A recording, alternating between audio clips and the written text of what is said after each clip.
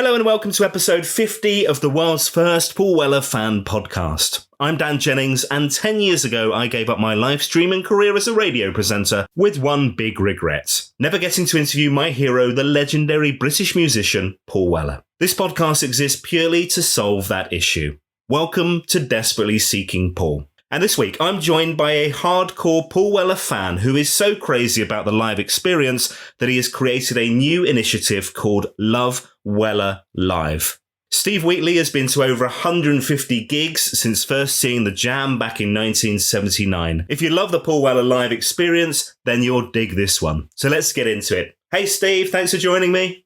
Hi, Dan. Nice to hear you. Well, I hear you all the time, so the podcast. It's nice to have a listener, or a listener on, I should say, because you're never quite sure. Obviously, the people I talk to, you're not sure if they're going to listen or not half the time, So you'll know the ins and outs of it. But it's also, fans are so important to this podcast. Not the fans of the podcast, but the fans of Weller, and your stories are what makes it work. So I'm really looking forward to getting into this. I'll see if I can dig some up. Now, first of all, we're going to head back to 1977. So that's a while to rack your brains. But I'm going to take you back to when you were 14 and this discovery of the Jam, which was a really key thing for you, wasn't it? Yeah, I think I was really lucky when I look back at it, in so much as that sort of 13, 14-year-old, 76, 77, when you're sort of discovering music or what's your music, that whole punk and new wave thing really caught my attention and those of, my schoolmates. And hearing the Jam for the first time in the city was the one that, really caught my imagination, really. I think they said more to me than, the Sex Pistols or the Clash or whatever, And what was it about that song? Can you remember the setting where you heard that song? Was it on the TV or radio? Or? I think in those days, you remember cassettes, I think, tape recorders. I think a mate would have, or an older brother or someone would have, would have the latest vinyl, and you'd be passing, copies of it around on cassette tape and listening to it. And so it probably was that. Or it might have been listening to John Peel late at night or something like that, Whatever happened to TDK? Is that still a company that still exists? I'm not sure. But yeah, the old C60, C90, and occasionally a C120, recording those albums for the double ones. And obviously this is around the time of punk, new wave, but there's something that band particularly really connects with you. Maybe it was that image thing, really, I think there was something about that image, that sort of clean, sharp suits and that sort of thing. A little bit easier with your parents than the, than the Yes, that's true, yeah. Well, I never had a pink Mohican, did he? I think it was that, really, more than anything. But obviously it still had all of that energy, and it spoke to us about those times, really, I guess. And were you one of those people then who, as soon as they start releasing like the next singles out, you're front row of the shop? This is obviously pre-Google. It's not like you could suddenly then do a bit of research and find out when the next song's out and what Weller's up to right now. The only way to consume it is through either the music press or the radio, or just waiting, really. When a single came out, I remember I was thinking about this the other day. I think 1979 for me was it really, really took off. We had a really rich run of singles in 1979. Everyone seemed to top the one before, and I was 16. It was the essential pocket money spend to get the to get the vinyl. Oh yeah, absolutely. By 16, by the time I was leaving school, going to college, I was bunking off school, bunking off college, because in those days the singles would be really predictable. They'd be available sort of, I think it was like Monday morning or something. Yeah. It was perfectly acceptable, I thought, to make sure that I didn't miss out, and I'd got the copy literally before it, as early as I possibly could. So what are you doing then, going home and trying to sneak in to have a little listen of it? Or I'm around a mate's house at lunchtime. Yeah. So it didn't do my college career a lot of good, really, because we'd then bunk off till lunchtime so we could play it. So tell me about your first Jam gig. And am I right in thinking there's a link between you and Trevor Neil? The Debenhams effect, I'm going to call it. Yeah, it isn't Knobs and Knockers, although I remember it. Yeah, so I grew up in Southampton and... Oh, it's exactly the same Debenhams. I hadn't realised that. Brilliant. Yeah, no, absolutely. I couldn't contacted him since just to say, hang on a minute, How funny. I thought that was my unique anecdote, and he beat me to it. 1979, I'd left school. The Jam were coming to Southampton for the first time. It was Setting Sun's tour. It was late, sort of November time, 79. Massively exciting because obviously I'd been a fan for a couple of years, been buying all the vinyl, the prospect of seeing them. In fact, it was my first live gig. I think my parents kept me on pretty tight rein as a youngster, so I hadn't had the chance to go to gigs or stuff. This was my time. I had a lucky escape the evening before the Jam tickets went on sale. Trevor talks about his mates sleeping out all night. The Police were playing in Southampton. I actually had tickets to go and see the Police, and that was going to be my first concert. And then I saw people starting to queue up for the box office for Saturday morning. And so I sold my Police tickets to someone outside the gig and got in the queue and really, really got busted for staying out all night to get my Jam tickets. So yeah, that was that first gig. And I was, you'd expect, 16 years old. I'd recently started work in the September. I was buzzing. So I was out in the town in the afternoon, all dressed up and nowhere to go, just killing time, really. And so, like you did, the Saturday kids, you'd wander around Debenhams. At the corner of my eye, I saw a really sharp-looking guy, dressed similarly, obviously, but obviously dressed better, wearing this amazing boating blazer. And you didn't really get to see a lot of boating blazers in Southampton, although there was a port there. There wasn't a boating blazer sort of place. So I took a double take, and then I looked, and then he was with a guy that looks just like Bruce Foxton. Bruce was pretty, with his haircut, was pretty distinctive as well. And then obviously the penny drops, and it was Paul Weller. The three of them were in Debenhams. And did you get to say hello? Yeah, I got to wander around shopping with them. Personal shopper. I think just like anybody else of that age, I'd only ever seen the Jam or anybody on Top of the Pops or Smash Hits or the New Musical Express. There he was Saturday afternoon in Debenhams, looking sharp. And so I just, with all the front of youth, I just walked up to him and said, "What are you doing in Debenhams?" He said, "Oh, well, I'm shopping." "What sort of shopping?" "Christmas shopping." "Oh, yeah, of course, yeah." So I remarked to people about how sort of unaffected he was, and there was no one around, no one else had really noticed him, and how generous he was, with his time. All the lads were really, really sort of talkative. So I was wandering around, and Paul was buying a Christmas present for his dad. So his dad unusually, wasn't around. He sneaked off to try and get a Christmas present for his dad. And then gradually more and more people clicked on to it was the Jam were in the store. It started to cause a bit more of a commotion. So, but for a while we had a good old chat. I wasn't prepared to get a souvenir. It wasn't in the days of smartphones or even mobile phones in those days. So there's no chance of a sort of a selfie or a souvenir. So I had nothing on me at all. I earned very little money then. So one of the few little green pound notes that I had in my wallet, I took out a nice pristine one, begged a biro off of a shop assistant.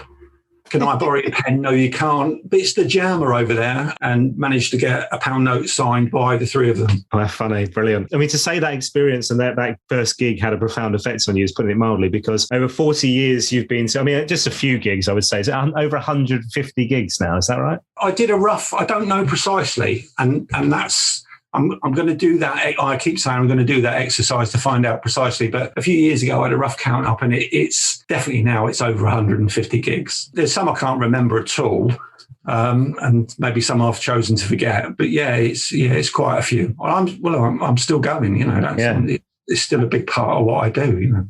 And this is all the way through. So this is Jam, Style Council, Weller Solo. Yeah, I never set out to, at that age, you don't think you're going to be doing it for the rest of your life. At that age, the prospect of doing anything for the rest of your life doesn't make any sense. But I was asked a few years ago by my mum, who was aware of the Debenhams experience, because my mum at the time worked in a shop in the town. So once this experience had dissipated and they sort of got ushered off, there I was in this unbelievable, situation. So I had to tell someone. So I ran to see my mum, who was working in a shop in the town. "I've just seen Paul. I've just seen the Jam. He's got this signed, etc." So a few years ago, she said to me, "Is that Paul Weller still going? You're still going?" "Yeah, I'm still going." That's my thing. If he keeps going, then I'm going to. You're going to still go. I'm going to keep going. As a youngster, I saw the Jam. I was lucky to say 5 times. I think I wasn't one of these that had a problem about the Style Council. I really liked the Style Council. In my life, and like in my career, I was more mobile then, by that sort of time, and I was more able to go to, to more gigs. So I followed his whole career. Were you there at the Royal Albert Hall for the final Style Council? Unlike the Jam, when you had fair warning that this was, Brighton was going to be the last one. You didn't have that with the Style Council, although everybody could see that it had changed somewhat. But with some perspective, a lot of people would like a house music gig now, wouldn't they?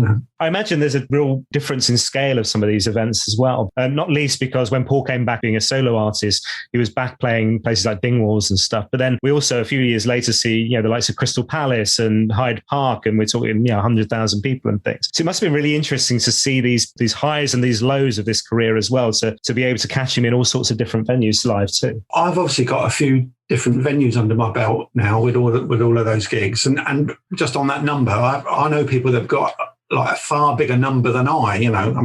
I know us fellas like to brag about our number, but I look at it, or certainly in the latter part, I look at a gig list now, a list of venues now, rather differently than I did. I think, I used to look at them and go, well, that's fairly accessible. I can get there. He's coming somewhere near me. I can get to that one. Whereas nowadays I look at them and go, right, I'm looking for a gig that presents something different to me than I've done before, or somewhere I haven't been to in years. Definitely travel a lot further afield now than I used to. So it's, I say it's a bit different. And are there venues that you love? Are there venues where you go, actually, whenever I go, Barrowlands always gets mentioned. Glasgow Barrowlands always gets mentioned as well, where that's always, and the Amsterdam venue, I can't remember what the name of it is, but those types of, they always get mentioned as somewhere where it just works. Are there particular venues that work for you as well? I've been to Barrowlands a couple of times. That is lively, man. That I wouldn't go anywhere near the place now, but the whole place is the mosh pit. It's they're certainly enthusiasts.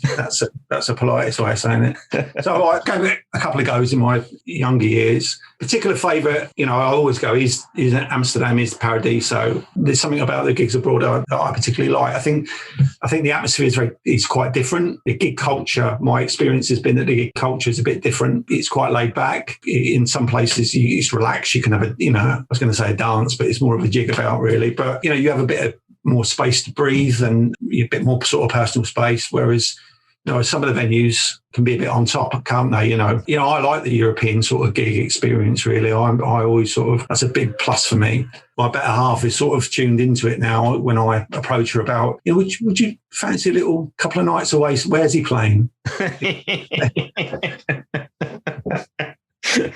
I need to get to that point. She's not quite there yet.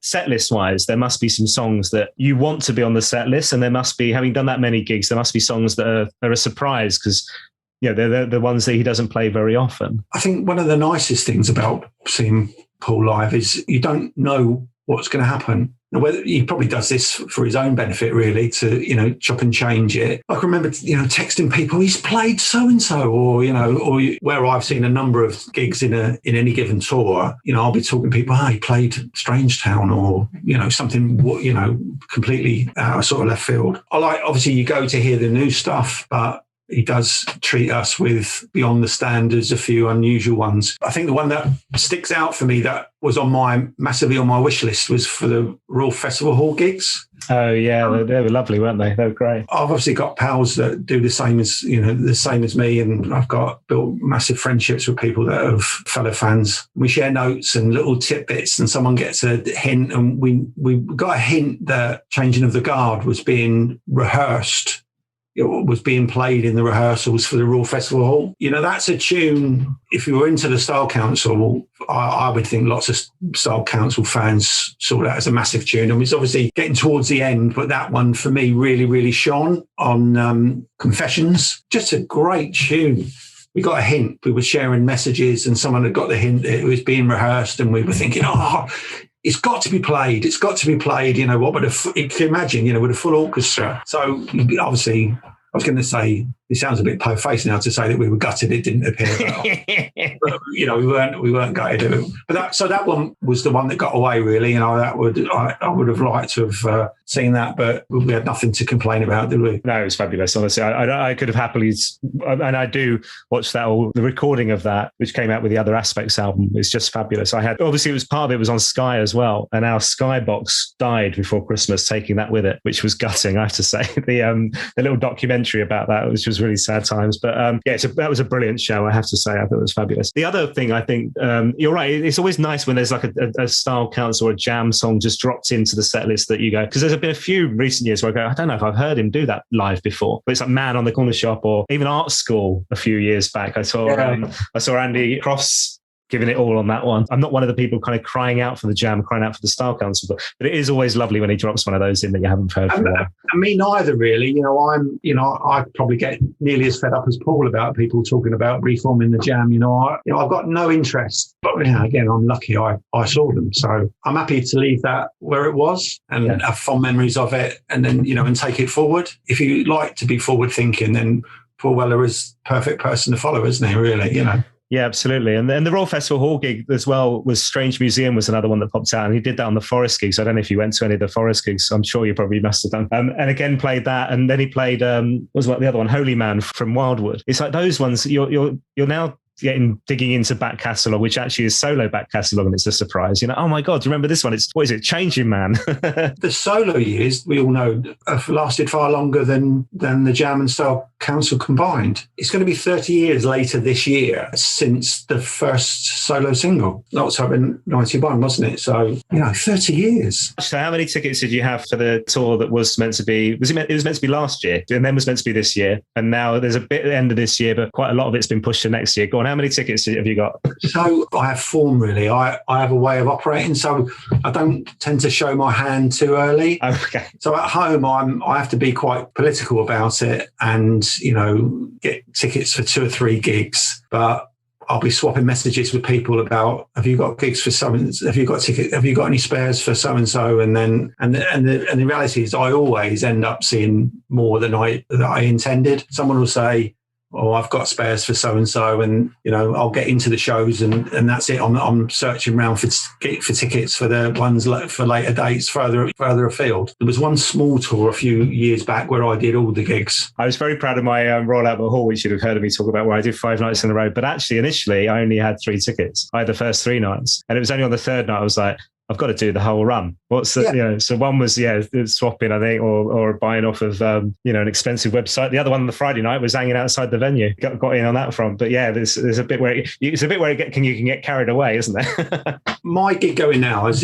because you'd expect it to be, is different now. Like to sort of cherry pick the gigs that really appeal to me, or offer something slightly different, or I haven't been to for years. Tickets go so quick now. You've just got to be so sort of canny about, about how you get hold of them. I'm very fortunate that I'm not unusual. There's lots of us that have been going for years, and lots of us know each other, and we've got, quite a nice little sort of network of people saying, have you got, are you fixed up, or that sort of thing. And there's some thoughtful, generous people out there to make sure that you're sorted. So in 2021, from 1977 and your first gig in 79 to 2021, what is it that keeps you on it? What is it about Paul's music that still works for you, both in a recording point of view and a live point of view? What is it about, when you hear the album On Sunset that still keeps you engaged? When you hear Fat Pop and the new singles that he's releasing now, what is it that still works for you? I mean, I'm a particular fan of live. Live means a massive amount to me, going live. But that's not to say that I don't get everything that he has ever released and eagerly await the next thing. I think he always surprises us. Well, there's lots of it that's unexpected, isn't there? And even if you don't necessarily straight away get it, it sticks with you. And he'll do something that's really, really unusual, like Sonic Kicks, where he came and played the whole album.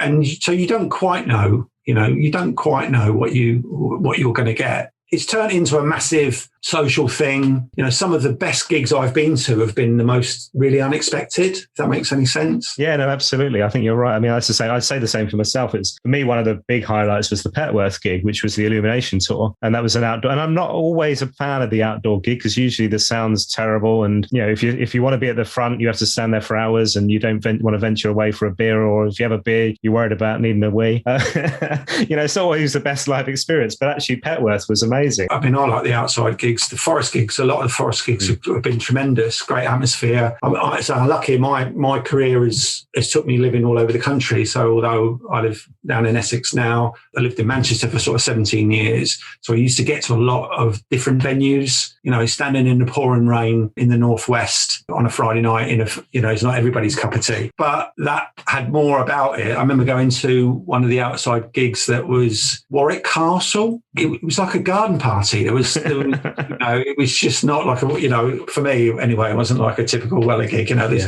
lots of people sitting around sipping gin and tonics and deck chairs and whatever, and you just think, nah. I don't enjoy much being forced to sit down as well. That's the other thing. The exception to that was the Royal Festival Hall, which you were planted. I like to get to the front. I'm not a mosh pit sort of guy, but slightly to the side. My better half is quite short, so she wants to be better see what's going on. And you know, we will do the queuing up. We like to have a jig about, you know, we like to, you know, get carried away with it. We like to shout out every single word and, you know, and enjoy it that way. And then the prospect of being pinned in a seat, it doesn't have the same appeal. Although the one that proved me wrong was the Royal Festival Hall, where was just not backwards, really. I spoke to someone the other day and I was just saying, you know, I'm not at all embarrassed to say that of all the gigs that I went to, that was the only one that ever got me really, really emotional. It brought me to tears. I was sat there a few rows back with really good friends of mine and I'd gone, there was something about being planted in your seat and just having to take it all in and listen in that fabulous environment where it just did something, you know. And the love of live music continues with the souvenirs that you were making. So tell me about Love Well Alive. Like everybody, the whole lockdown thing, it started about a year ago, really. So my background in my career has been in the creative industry, although I wasn't necessarily a job in creative myself. I've worked in that environment. So I've always had an appreciation for, you know, all things visual and which is a strong part of the Weller offer for me as well, you know, that whole sort of visual part of it. It got me thinking, missing gigs, having all these, you know, unused tickets and flights to cancel and arrangements to unmake. It got me thinking about taking all of that for granted, really, and how important it is to me, that whole experience and the social thing that it is. So I wanted to market in some way. You know, we were all kicking our heels, weren't we, looking to do something productive. So it got me thinking about what was the must-have souvenir. Well, for me, if you're lucky enough to be anywhere near the front, the must-have souvenir was one of Paul's used plectrums. I'm quite tall, got long arms. I've caught plenty in my time, you know. And I think, you know, that and the set list, but if you can get one of Paul's used plectrums flung at you and you can manage to catch one, then, you know, that for me was like, yeah, that's the ultimate, really, because, you know, there aren't that many. I've made a pin badge, a souvenir pin badge for the 25th anniversary of the release of Stanley Road. My first sort of adventure into that. I have a bit of an obsession with that artwork. I love anything sort of pop art-ish or whatever, and I just loved that cover. It's just an amazing cover. Yeah. And one of my souvenirs is related to Stanley Road. I own the original printer's proof for one of the posters, which is on the wall behind me. I've got a ridiculous Stanley Road souvenir as well. I've got one of the original printed posters from that marketing campaign.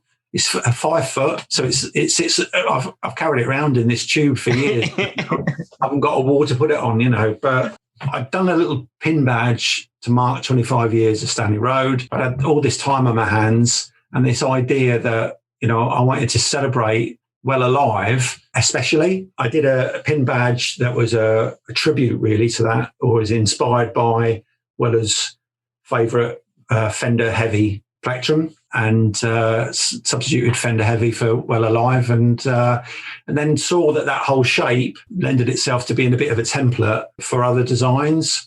So now I've done other designs that pay tribute to live performances, special performances, particular tours. The next ones will be celebrating favourite venues. It started like that, and I'm probably, as we speak, we've produced about a dozen of them, and they're starting to get quite popular. I'm selling them out before if I physically got them in my hands. So yeah, it's great. There's lots and lots of people that share our passion, so it's great because it gets me talking to all sorts of people. I had someone contact me the other day, message me, can I have a quick chat with you about a badge or stock or something or other, and 2 hours later we had to hang up on each other.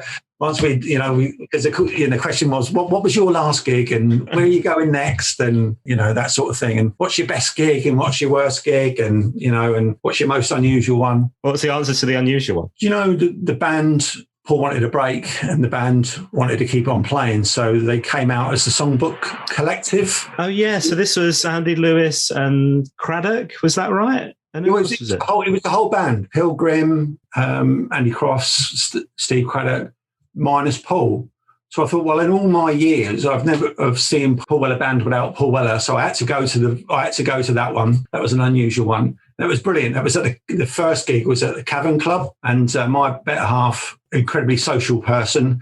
So before long, we were dancing with Steve Pilgrim's Nan at the front of the stage. It was, it's just a completely different vibe. And we bumped into the whole band in the chip shop on the corner afterwards. That was seeing Paul Weller without Paul Weller. Brilliant. And they played each other's songs, was that right? They played each other's, sort of solo projects and stuff. It was brilliant. I mean, they're all really, really talented, accomplished musicians, as you know. So yeah, and a lot of them, they've gone on to do, far more. So that was an unusual Paul Weller gig. That was a Paul Weller gig without Paul Weller.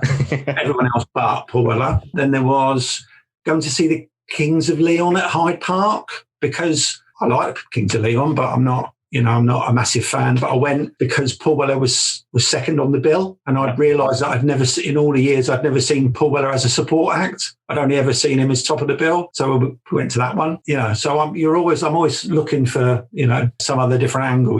Hey Steve, this has been lovely. I've enjoyed every second of this. Thank you so much. I have two final questions for you. One is, you're allowed one Paul Weller song for the rest of your life. It can be the Jam, the Style Council, or solo. Which one's it going to be? Well, obviously, as a listener, I knew this question was coming, so I can't do the glib. Well, yeah, there's no surprise. It's like picking your favourite child, isn't it? And all of those. There is one for me, and that's Above the Clouds. The people that know me and my family and whatever know that's on the list for the funeral. But that's yeah.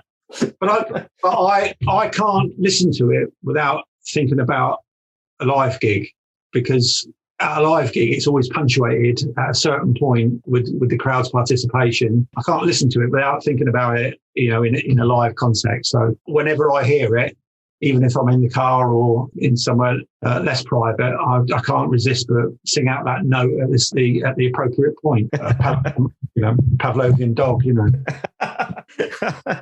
Final question. The purpose of this podcast is to be able to have a conversation with Paul and have an interview with him that I never managed in my radio career. What should I talk to him about? Is there any question that you'd love me to cover off from your point of view? Well, there's a question you can ask him for me, and that is, did he get his dad that briefcase for Christmas?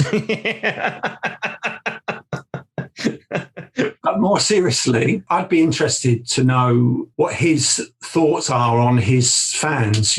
I compare Paul Weller fans like football supporters. Win, lose or draw, you turn out. And Weller fans are much the same, aren't they? Lots of us have been supporting him throughout the years in the same way that you would have supported a football team. And I'd be really interested to understand about his thoughts on that relationship and with the fans. That's a great question. Love it. Steve, thank you so much for joining me. I really appreciate your time, man. Yeah, see you at the front sometime, Dan. Thank you. My thanks once again to Steve Wheatley. What another fantastic guest. And if you want to find out more about Love Weller Live, just search for it on all the socials. You'll find Steve there. And you can check out thisisnow.design for more details. Next up on the podcast, I'm joined by a man known as the Bruce Lee of guitar. I'm totally stoked that my very special guest is Aziz Ibrahim. We dive into some magical times playing with Paul Weller, friendships made, inspiration, collaboration, and so much more. Don't forget to follow or subscribe wherever you get your podcasts, leave a review, and share on social media. It does help us to find new listeners. You can also buy me a coffee and find information about my guests in the show notes. Get in touch on Twitter at WellerFanPod or on Instagram and Facebook, it's Paul Weller Fan Podcast. I'll see you next time.